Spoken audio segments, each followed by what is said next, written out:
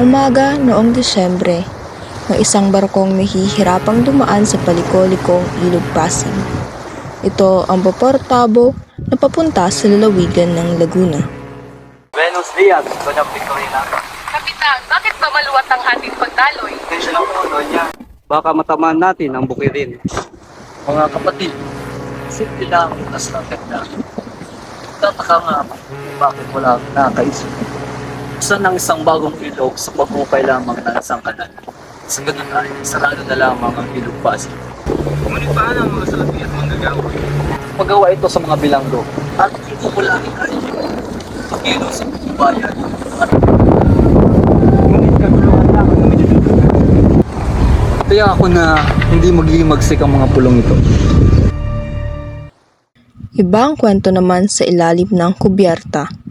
Tinig na rinig ang makina ng barko at amoy ang mabawang singaw ng langis at singaw ng mga tao. Magtatatag kayo ng isang akademya na magtuturo ng wikang Kastila? Sigurado akong hindi yan maitutupad. Ngunit niregaluhan na po namin ang 2 kabayo. Nangako po siya sa amin. Paano naman ang inyong pondo, guro at pasilidad? Ang mga mag-aaral ang mag-aambag ng salapi. Mayroon na din po kaming guro. Kalahating Pilipino at kalahating Espanyol. Nag-alok naman po ang kaibigan namin si Makaraig ng isa sa kanyang bahay. Mainam naman. Sana kayo maging matagumpay. Ako'y mauuna na.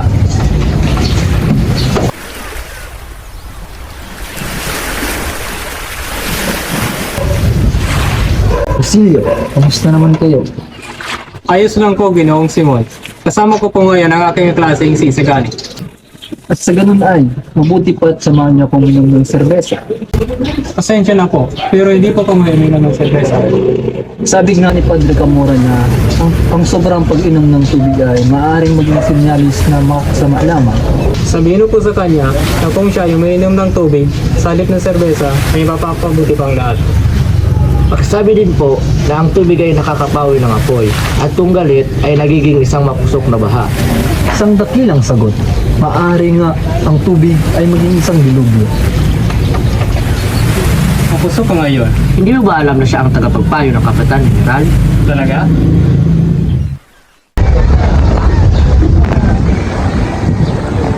Kapitan, saan ba sa patay si Guevara? Guevara. Ibarra, Crisostomo Ibarra. Ayon sa kwento,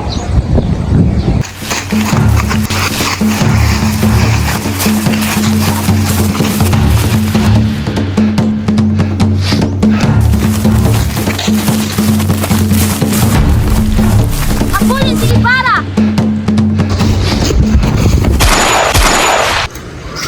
labing 3 taon na ang nakalipas. Ano naman ang nangyari sa kanyang bangkay? Inama sa kanyang ama. Di ba't isa rin siyang Filipistero? Yan ang matatawag kong isang murang pag-ibig. Sinasabi ko pa tayo, huwag niyong asamang bibigyan ng kanyang Pilipino mga Pilipistero.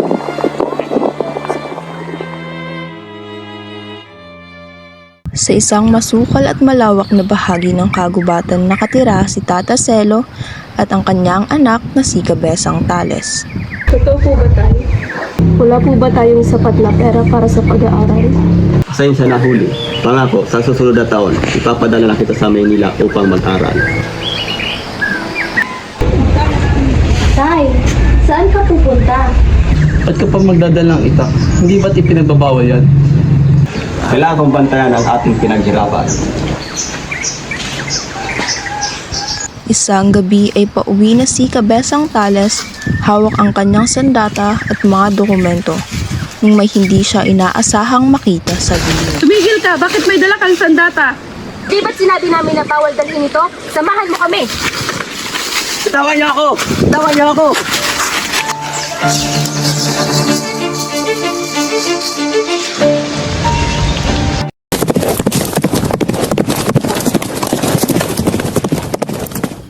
Pagkatapos ng isang mahabang biyahe galing sa Maynila, ay nakarating na rin si Basilio sa bahay ni Kapitan Tiago. Pagbukas niya ng pinto ay may sumalubong sa kanya. Tayo, may balita pala ako. Ano po yun? Nabihan kita na isang talent. Bakit naman po? May nananaw siyang sandata. Ganun po ba?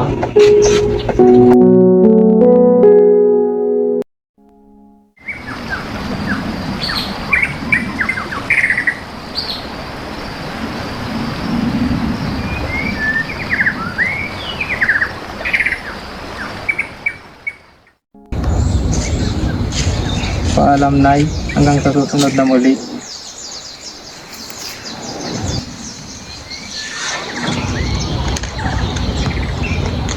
Paalis na sana ang binata nang may marinig siyang kaluskos ng dahon at nakaaninag din siya ng isang anino.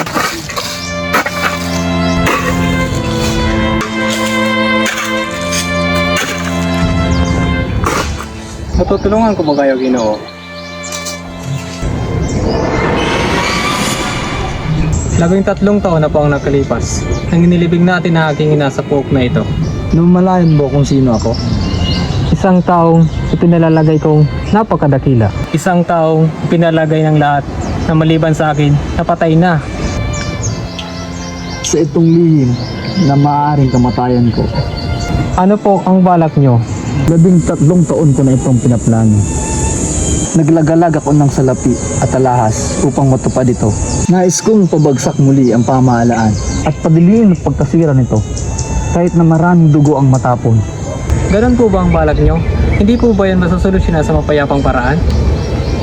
Ah, kabataan. Pinili niyong lumaganap ang wikang Kastila. Ano bang hinangad niyo? Pag naturuan ng lahat ng wikang Kastila ay magkakaroon ng pagkakaintindihan at mapapalapit ang mga pulo sa pamahalaan. Basilio, ano iisipin ng iyong ina at kapatid? Gusto ko lang po ng tahimik na buhay. Sa araw na magbago ang iyong isip, hanapin mo ang aking bahay sa Ispota. Doon ay paglilingkuran kita ng buong puso. Hihintayin kita.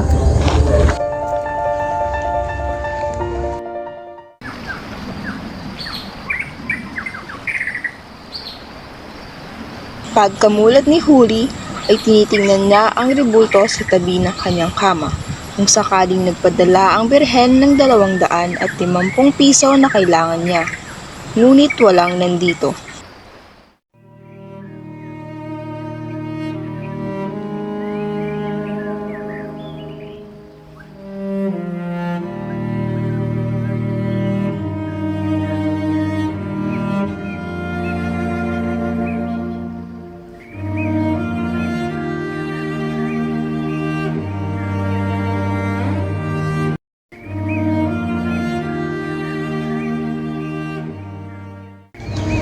Pagbalik ko ni Ama, pakisabi na lang po na nakapasok ako sa kolehiyo. Ang amo ko ay marunong magkastila. Hindi kayo makatatagpo ng ganito kamurang paaralan. Pagkatapos lumawas ni Huli, ay tinignan ni Tata Selo ang mga taong nakabihis para mamasko at magsimba. Pagkatapos ng ilang minuto ay dumating ang kanyang kamag-anak. Maligayang Pasko, Selo. Ayos ka lang ba?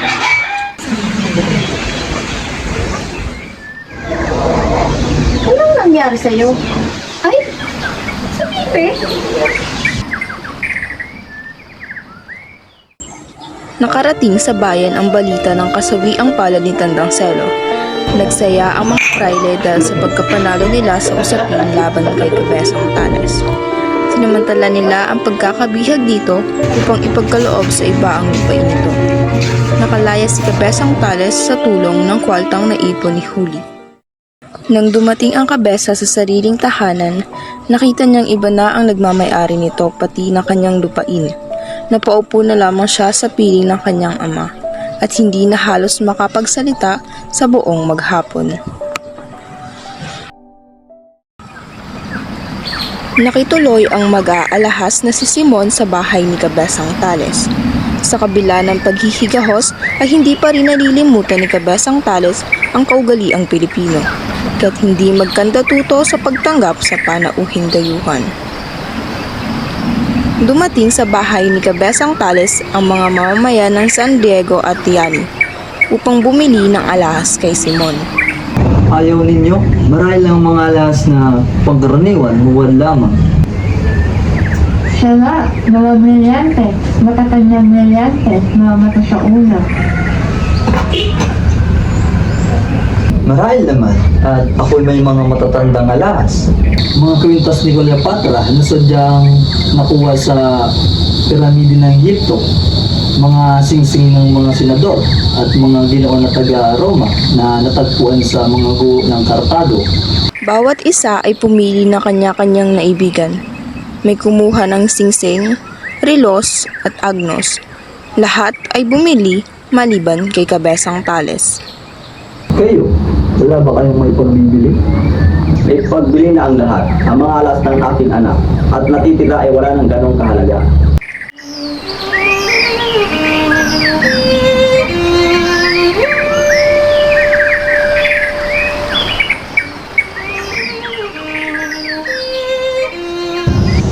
Ibig ko ang pagkakayari. Magkano nyo ito'y pagbibili? Naiibigan ko ang agos na ito. Tumatanggap ba kayo ng 100 o 500 piso? Kung ako inyong tayong tulutan, pupunta ako ng bayan upang isangguni sa aking anak. Babalik ako bago magdilim. Ngunit habang paalis si Kabesang Tales, natanaw niya ang praile, tagapangasiwa ng lupa kasama ang lalaking nagmamay-ari ngayon ng kanyang lupain. Sa kanyang galit, sinundan niya ang dalawa na patungo sa kanyang bukirin. Kinaumagahan wala si Kabesang Tales, gayon din ang revolver ni Simon. Ang naroon ay ang agnos at sulat ni Kabesang Tales na humihingi ng tawad dahil sa pagnakaw niya ng revolver. Ayon sa sulat, sasama na sa mga tulisan si Kabesang Tales.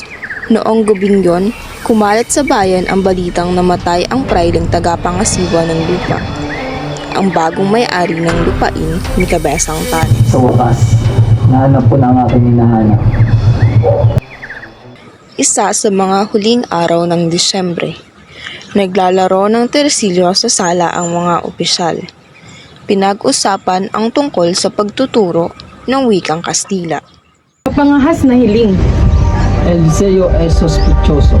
isang anyong paghihimagsik, pag-aalsa, General Kapitan, alahanin niyo na ang wika ay isang halagang sandata. Pobres estudiantes. Si Quiroga, isang negosyanteng insek na naghahangat magkaroon ng konsulado ang kanyang bansa.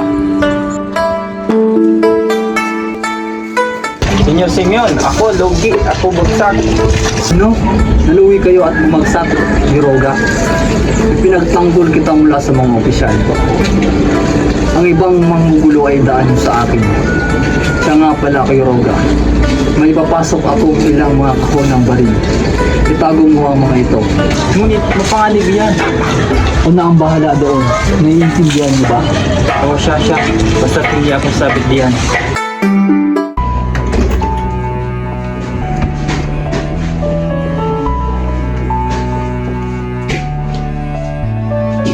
Makikita niyong lahat ay salamin lamang pa ang mga katayaran. Bueno, pagsiupo ng lahat, ito ay aking natagpuan sa isang libingan nasa piramide, si Khufu. Ako nagbalik para maglantad ng mga kasamaan. Huwag ka! Mamamatay tao, banal-banalan. Pati salve!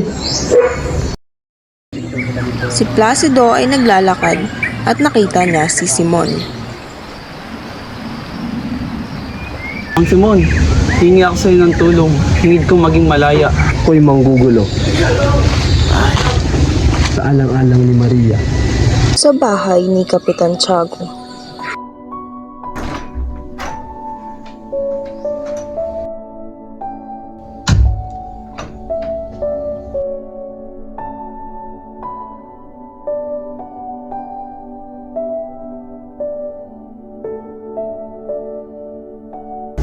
Ang hindi kakampi sa amin ay tuturing bilang isang kaaway na dapat paslangin. Gusto kong ikaw ang magtakas kay Maria Clara habang nagkakagulo ang lungsod. Ngunit, Ginoong Simon, ayon sa balita, si Maria Clara ay nagpakamatay na. Patawad po, pero wala na po siya, Ginoo. Hindi. Hindi maaari. Hindi yung totoo.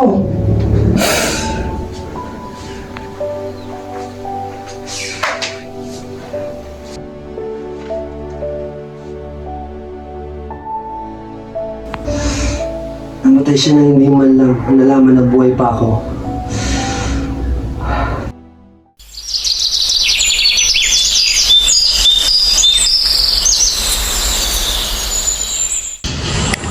Kinabukasan, nakatakdaan na ang lahat ng gagawin ni Basilio.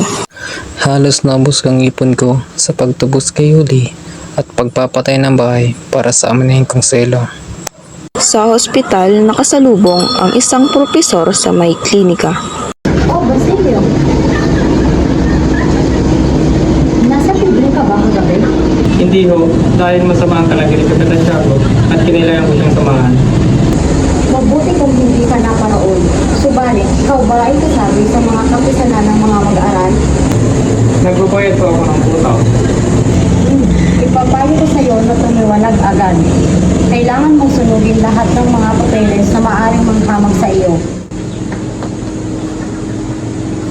Wala naman akong ibang papeles, kundi mga pangklinika lamang. Nang huminahon ulit si Basilio, nagpasa siyang magtungo sa universidad upang alamin ang kanyang kalagayan at ang kanyang pagtatapos. Nakasalubong niya si Tadeo, tila Pasko sa pagkatuwa. Anong balita, Tadeo? Isang linggong walang klase. Anong nangyari? Pinakulong ang mga kasapi ng kapisanan. At ikinatotoo kayo yun? Nang malapit na siya sa bahay ni Makaraig, napansin niya na nakagapos si Makaraig kasama ng 2 bantay. Lumapit si Basilio.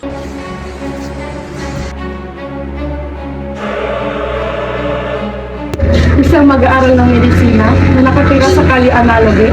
Mainam at kami nakatipid ng lakad, kaya amin dinarating.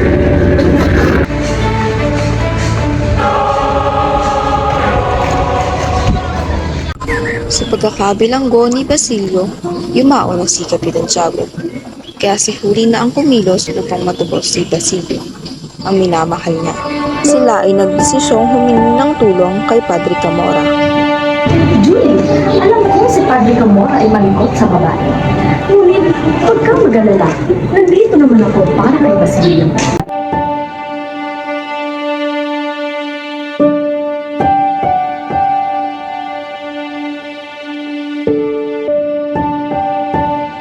Sa pagtatapos ng kanilang pag-uusap, Huwag po!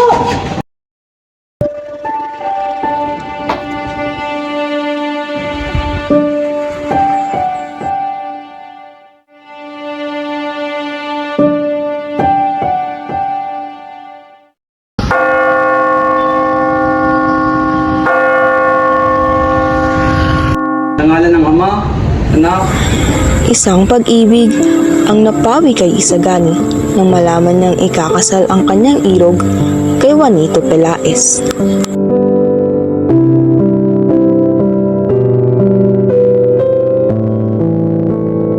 Nagsimulang magdatingan ang mga panauhin ng ikapito ng gabi. Nauna ang mga mababang kawani ng pamahalaan at sunod ang matataas. Pagkaraan noon ay dumating na ang bagong kasal kasama si Doña Victorina. Dumating na rin ang general. Nawala ang mga dinaramdam ni Don Tometeo. may talumpati ka bang inihanda? Hindi na ginagamit ng mga iyon, tatay. Kawawang Isagani. Samantala, si Basilio ay nasa harap ng bahay at pinapanood ang mga nagdaratingan. Naawa siya sa mga inakala niyang mga walang malay na mga mamamatay roon. Naisip niya na bigyang babala ang mga yon, ngunit siyang pagdating ng sasakyan nila Padre Salve at Padre Irene, ay nagbago ang kanyang isip. Hindi ako dapat magmalabis sa pagtitiwalang inilagak sa akin.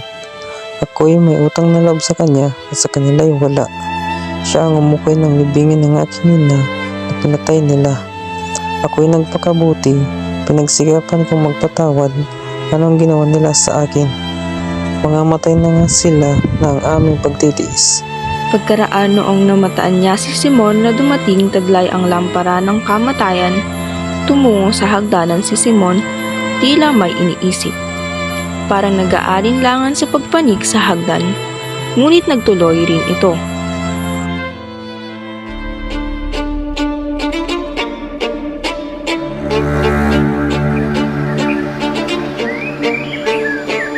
Isagani, anong ginagawa mo rito? Lumayo ka na. Alang-alang sa Diyos, Isagani. Tumayo tayo sa bahay na yan. Halika. Bakit ako alis? Bukas ay may iba na siya. Isagani, ang bahay na iyan, di may dinamito na sabong na anumang saglit. Ngunit, may iba na siya bukas.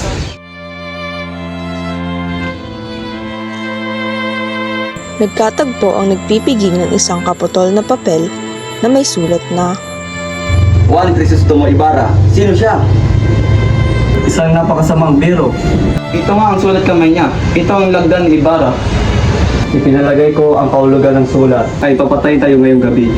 Baka lusunin tayo. Dumidilim ang ilaw. Ibig niyo bang pahabay ng mitsa, Padre Irene? biglang may mabilis na pumasok. Magnanakaw! Magnanakaw! Habulin na magnanakaw! Umuwi ng bahay si Bansay matapos ang kaguluhan. Isinulat niya ang mga pangyayaring ilalathala sa pahayagan. Ayaw kong umalis si Kapitan General na dala ang masamang karanasang iyon. Papalabasin kong bayanin si Kapitan General at maging sina Padre Irene, Don Custodio at Padre Salve. Ipamumuka na matapang at hindi takot sa malaking panganib. Pumunta si Bansay sa Kapitan General para ibigay ang ginawang artikulo. Ito papayagan. Dahil alam mong pinagbabawal ang paglalabas ng sama nangyari sa kasala. Bakit hindi ito pinayagan? Sapagkat hindi naman ito aabot sa Espanya. Bensay, tilosan ng mga tulisan, hambayang pahingahan ng mga praile sa Pasig. Agad na pumunta si Bansay kila Padre Camora sa bahay na pahingahan ng mga praile sa Pasig. Hindi mo kami na sumapi ni Matanglawin. Pamumunan daw kami kastilang kaibigan ng Kapitan General.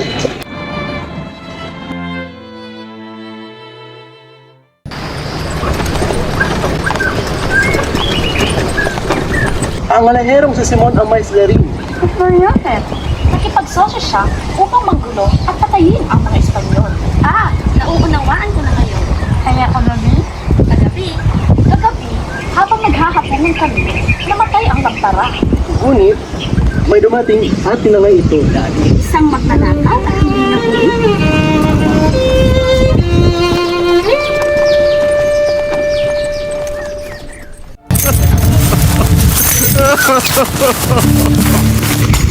Hoy, mautang. Tiyaan mo silang lumakad. Halatang bago kasi tungkulin. Walang alinlangan, higit na mapaisa-alang-alang. Napakatanga mo naman. Ginagawa natin ito sa kanila upang matuto silang maghimagsik o mapilitang tumaas at nang sa ganon. Ay, ano ba, Carolino? Ipakita mo puntirya mo! Barilin mo!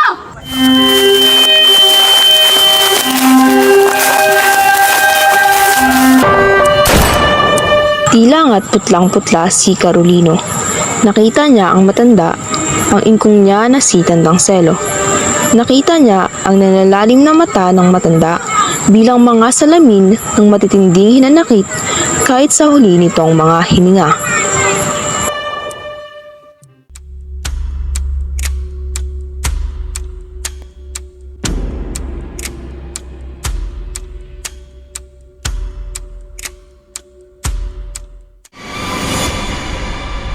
Malungkot na tumugtog na kanyang armonyong si Padre Florentino. Dumating ang telegrama na sinasabing may Kastilang darakpin. Si Simon ang tinutukoy ng telegrama at ito ay dumating sa kanyang tahanan. 2 araw na ang nakalilipas. Natigil sa pagtugtog si Padre Florentino nang maisip ang makahulugang balikhong ngiti ni Simon. Bakit at para saan ang mga ngiting iyon? Bakit? Bakit sa akin pa siya lumapit? Gayon siya ay mayamang mag-aalahas. Paano ko siya maililigtas? Shakti Sundari.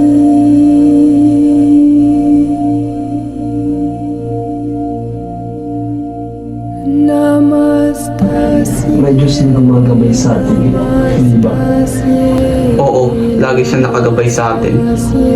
Nais ko magpatumpisan. Ayoko mamatay ng may kasamaan. Mamayang alas 12 ng gabian, pupunta sila rito upang dakpin ako. Buhay man o patay. Makikinig ako. Totoong bumalik ako rito upang magiganti at pagbayarin ng mga makasalanan dito sa ating bayan. Namatay ang aking ama. Nawala ang aking kapangyarihan nang umibig ako kay Maria Clara. Sa tulong ng mga kayamanang ibinaon ko sa gubat, ako'y nakapunta sa ibang bansa at doon nagsumikap. Mga lakal, upang sa aking pagbalik ay may kapangyarihan akong taglay. Hindi lamang nagpalit ng ngalan. Ako, si Crisostomo Ibarra. Ako'y nagkamali, patawad. Ay, mahal ng Panginoon. Tayo ay kanyang tinanggap bilang kanyang anak. Alam kong ikay ay kanyang patatawarin. Sa kapangyarang ipinagkaloob sa akin bilang isang pare, naway patawarin ka ng Panginoon. Di Sundari.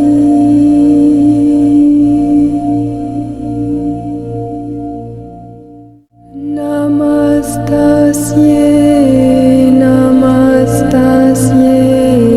namastasye, namo namaha.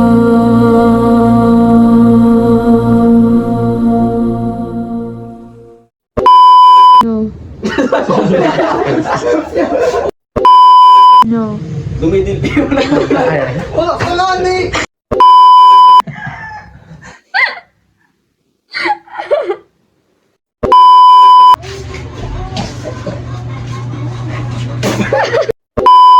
Hindi mag-isip? Hindi mag-isip na.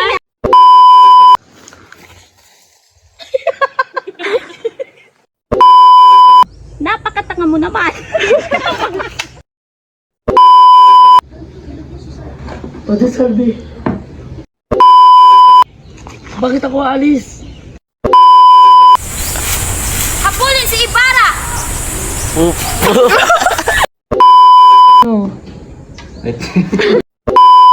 Isang magnanakaw at hindi nahuli.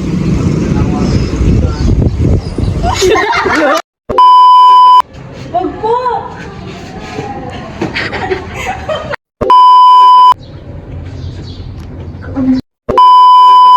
Habulin si Ibarra! No. Paano naman ang